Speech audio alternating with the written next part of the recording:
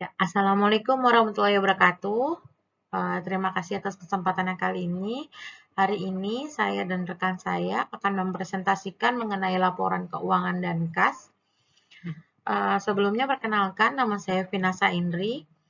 Ada rekan saya Monica Trewayoningsi dan Melanie Junior. Kami dari kelas 64B 2B26. Presentasi ini kami persembahkan untuk memenuhi tugas kami di mata kuliah akuntansi keuangan menengah dan praktek. Ya. Untuk pengertian, apa sih laporan keuangan? Mungkin bagi kita laporan keuangan itu hanya sekedar mempresentasikan tentang keluar masuk barang, tapi keluar masuk keuangan. Untuk kali ini saya akan menjelaskan mengenai laporan keuangan. Laporan keuangan adalah catatan informasi keuangan dari suatu perusahaan pada suatu periode akuntansi. Keberadaan laporan keuangan dapat digunakan untuk menggambarkan kinerja perusahaan, khususnya dalam bidang keuangan. Secara umum, laporan keuangan adalah laporan yang berisi pencatatan uang dan transaksi yang terjadi dalam bisnis, baik transaksi pembelian maupun penjualan dan transaksi lainnya yang memiliki nilai ekonomi dan moneter. Untuk selanjutnya adalah goal. Apa sih itu goal? Goal itu adalah tujuan. Tujuan dari laporan keuangan apa sih? Nah, kita akan bahas. Adapun tujuan laporan keuangan adalah untuk memberikan informasi mengenai posisi keuangan, kinerja keuangan, dan arus kas entitas yang bermanfaat bagi sebagian besar kalangan pengguna laporan dalam pembuatan keputusan ekonomi. Nah, untuk laporan keuangan dibuat untuk mengetahui kondisi finansial perusahaan secara keseluruhan, sehingga para stakeholder dan pengguna informasi akuntansi bisa melakukan evaluasi dan cara pencegahan dengan tepat dan cepat jika kondisi keuangan usaha mengalami masalah atau memerlukan perubahan. Itu adalah beberapa tujuan dari laporan keuangan. Ya, selanjutnya kita akan membahas mengenai karakteristik dari laporan keuangan. Apa sih karakteristiknya nih untuk laporan keuangan? Itu adalah relevan. Jadi laporan keuangan itu harus relevan. Keandalan. Penyajiannya jujur. Tidak ada yang ditambahkan maupun dikurangkan dalam suatu laporan keuangan. Kemudian yang keempat, dapat dibandingkan. Jadi laporan keuangan dapat dibandingkan antara bulan lalu dengan bulan sekarang, itu bisa dibandingkan. Kemudian yang kelima adalah lengkap. Jadi transaksi pembelian dan penjualan dalam laporan keuangan itu harus lengkap, baik secara bulanan ataupun secara harian. Kemudian netral. Selanjutnya pertimbangan sehat. Kemudian dapat dipahami. Jadi suatu laporan keuangan, jika laporan keuangan tidak dapat dipahami atau tidak dapat dibaca, maka laporan keuangan itu menjadi tidak berguna. Suatu laporan keuangan itu harus dapat mudah dipahami dan dibaca oleh setiap stakeholder yang berhubungan dengan keuangan suatu perusahaan. Ya, selanjutnya saya akan menjelaskan mengenai asumsi dasar penyusunan laporan keuangan. Yang pertama, asas akrual basic atau dasar akrual. Berdasarkan asas ini, perusahaan harus menyusun laporan keuangan atas dasar akrual, kecuali arus kas. Menurut dasar ini, aktiva, kewajiban, equity atau modal, penghasilan, dan beban diakui pada saat kejadian. Penyusunan laporan keuangan bukan didasarkan pada saat kas atau setara kas diterima atau dibayar, dan dicatat serta disajikan dalam laporan keuangan pada periode terjadinya. Yang kedua, ada asas kas basic atau dasar tunai. Dasar tunai mempunyai maksud bahwa pendapatan dan biaya diakui pada saat penerimaan atau pengeluaran uang kas. Penggunaan dasar ini biasanya dimanfaatkan oleh perusahaan-perusahaan yang menjual barang secara angsuran. Artinya, pengakuan terhadap perubahan kekayaan didasarkan pada mutasi kas. Yang ketiga ada asas kesatuan usaha atau konsep entitas. Konsep entitas atau kesatuan usaha mempunyai pengertian bahwa laporan keuangan digunakan baik oleh suatu organisasi atau bagian dari organisasi yang berdiri sendiri maupun terpisah dari organisasi lain atau individu lain. Yang keempat, ada asas going concern atau kelangsungan usaha. Konsep kesinambungan mempunyai maksud bahwa laporan keuangan dibuat oleh suatu unit ekonomi yang diasumsikan akan terus-menerus melanjutkan usahanya dan tidak akan dibubarkan. Oleh karenanya, penyajian aktiva dalam laporan keuangan harus berdasarkan harga historis atau harga perolehannya.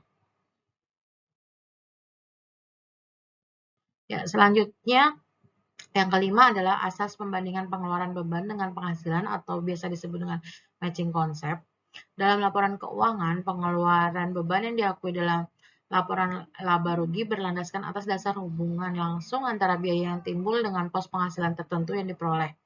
Proses yang biasanya disebut pengkaitan biaya dengan penghasilan atau matching concept ini melibatkan secara bersamaan atau gabungan antara penghasilan dan beban. Sehingga suatu laporan keuangan yang disajikan harus mempertemukan secara layak antara biaya-biaya yang dikeluarkan dengan pendapatan yang diperoleh dalam satu periode akuntansi yang sama. Kemudian selanjutnya yang keenam adalah asas harga perolehan atau cost.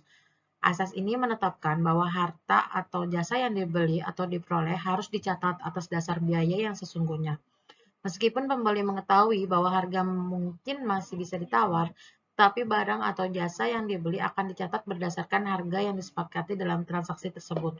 Contohnya apabila terjadi pembelian mesin atau aktiva tetap seharga 100 juta, dengan tambahan biaya angkutnya 5 juta, serta penambahan biaya pemasangan percobaan 5 juta, maka untuk harga mesin tersebut memiliki cost dengan sebesar 110 juta. Jadi penambahan antara harga mesinnya sendiri, biaya angkut, dan penambahan biaya pemasangan dijumlahin semua, jadi totalnya 110 juta. Selanjutnya, slide selanjutnya akan dibacakan oleh rekan saya, Monica Dewa Yuningsih. Terima kasih. Baik, selanjutnya saya akan menjelaskan tentang konsep dasar penyusunan laporan keuangan. Yang pertama, prinsip biaya historis atau historical cost. Yang kedua, prinsip pengungkapan atau full disclosure. Yang ketiga, prinsip penandingan atau matching principle. Yang keempat, prinsip konsistensi atau konsistensi. Yang terakhir ada prinsip pengakuan pendapatan atau revenue recognition. Kemudian selanjutnya, keterbatasan laporan keuangan. Proses penyusunan tidak terlepas dari taksiran-taksiran dan pertimbangan-pertimbangan tertentu. Laporan keuangan dibuat umum, artinya untuk semua orang, bukan hanya untuk pihak tertentu saja. Pembuatan laporan keuangan disusun berdasarkan sejarah atau historis, di mana data yang diambil dari data masa lalu. Laporan keuangan bersifat konservatif dalam menghadapi situasi ketidakpastian. Laporan keuangan juga selalu berpegang teguh kepada sudut pandang ekonomi dalam memandang peristiwa-peristiwa yang terjadi bukan kepada sifat formalnya. Lalu kemudian saya akan menjelaskan tentang kas. Kas adalah alat pertukaran yang dapat diterima untuk pelunasan utang dan dapat diterima sebagai suatu setoran ke bank dengan jumlah sebesar nominalnya. Juga di simpanan dalam bank atau tempat-tempat lain dapat diambil sewaktu-waktu. Kas juga adalah dana yang disediakan perusahaan untuk kepentingan sehari-hari dengan jumlah relatif kecil dan tidak akan ekonomis jika jumlahnya dibayar dengan cek. Lalu kemudian ada komposisi kas. Komposisi kas ada beberapa macamnya. Cek pembayaran, bank draft, simpanan giro, money order, traveler check, kasir check, uang logam, dan uang kertas. Selanjutnya akan dibacakan oleh rekan saya yang bernama Melanie Junior. Kepada Melanie Junior, saya persilakan. Selanjutnya saya akan menjelaskan tentang pengawasan kas. Pengawasan kas dibagi dua, yaitu yang pertama penerimaan kas. Pertama, harus dijaga dengan jelas fungsi dari penerimaan kas. Dari setiap penerimaan kas harus segera dicatat. Kedua, diadakan pemisahan fungsi antara pengurusan kas dengan pencatatan kas. Ketiga, diadakan pengawasan yang tepat terhadap fungsi penerimaan dan pencatatan kas. Kedua, ada pengeluaran kas. Pertama, semua pengeluaran menggunakan cek, kecuali pengeluaran kecil. Kedua, dibentuk dana kas kecil yang diawasi ketat. Ketiga, penulisan cek hanya dilakukan apabila didukung bukti-bukti yang lengkap. Keempat, dipisahkan antara orang-orang yang mengumpulkan bukti pengeluaran, yang menulis cek, yang menandatangani cek, dan yang mencatat pengeluaran kas. Kelima, diharuskan membuat kas harian.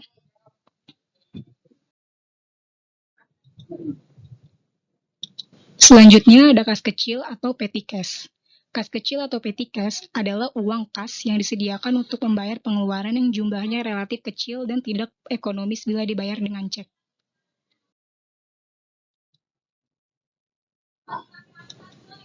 Selanjutnya ada metode pencatatan kas. Yang pertama ada metode impres. Metode yang digunakan untuk pembukuan kas yang jumlah rekeningnya selalu tetap. Maksudnya adalah jumlah dana yang ditambahkan pada kas kecil sama dengan jumlah pengeluaran yang sudah dibayarkan. Kedua ada metode fluktuasi. Metode di mana jumlah nilai kas kecil akan terus bertambah sesuai kebutuhan perusahaan. Pencatatan dilakukan setiap kali terjadi pengeluaran dan langsung masuk ke dalam pembukuan kas kecil.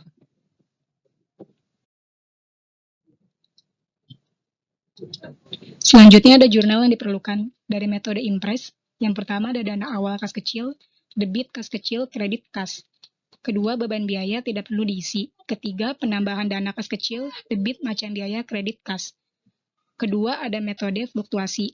Yang pertama, dana awal kas kecil, debit, kas kecil, kredit kas. Kedua, beban biaya, debit biaya, kredit kas. Ketiga, penambahan dana kas kecil, debit kas kecil, kredit kas. Ketiga, ada selisih kas terlalu besar, kas dan dana kas kecil. Keempat, ada selisih kas terlalu kecil, dana kas kecil, dan kas. Oke, terima kasih Melanie atas penjelasannya. Dan terima kasih untuk rekan-rekan semua atas perhatiannya. Dari presentasi kelompok kami, dapat saya ambil kesimpulan bahwa laporan adalah suatu pencatatan uang dan transaksi yang terjadi di dalam bisnis, baik transaksi pembelian, penjualan, maupun transaksi lainnya. Kemudian, laporan keuangan sangat diperlukan untuk mengevaluasi dan sebagai cara untuk melakukan pencegahan dengan tepat dan cepat jika kondisi keuangan usaha mengalami masalah dan adanya kendala pada perusahaan. Kemudian untuk kas adalah dana yang disediakan perusahaan untuk kepentingan sehari-hari yang jumlahnya relatif ekonomis atau kecil.